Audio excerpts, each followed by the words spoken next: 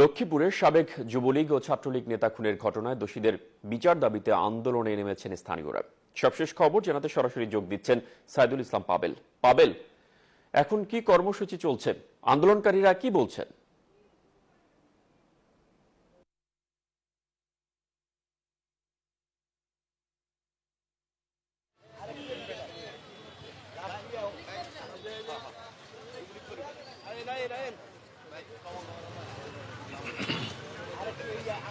Hello, জি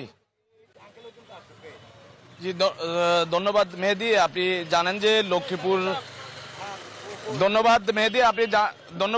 আপনি জানেন যে লক্ষ্মীপুরে জোড়া খুনের ঘটনায় এখন উত্তপ্ত পরিস্থিতি বিরাজ করছে।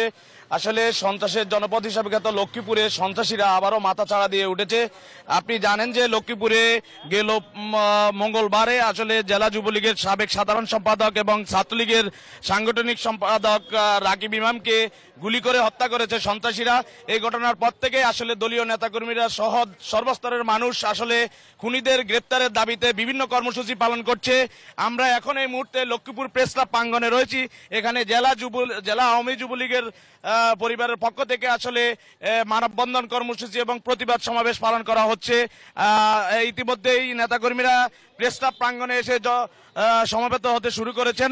আমরা এখানকার সদর পশ্চিম যুবলীগের আহ্বায়ক এবং যুগ্ম আহ্বায়কদের সঙ্গে কথা বলবো, তাদের এই মানববন্ধনের উদ্দেশ্য কি যদি আমাদের। আসসালামু আলাইকুম। আমরা 7 নং বশিকপুরের জেলা যুবলীগের সাবেক সংগ্রামী সাধারণ সম্পাদক আব্দুল্লাহ নোমান ও রাকিব ইমামের জেলা ছাত্রলীগের সাবেক সাংগঠনিক সম্পাদক প্রকৃত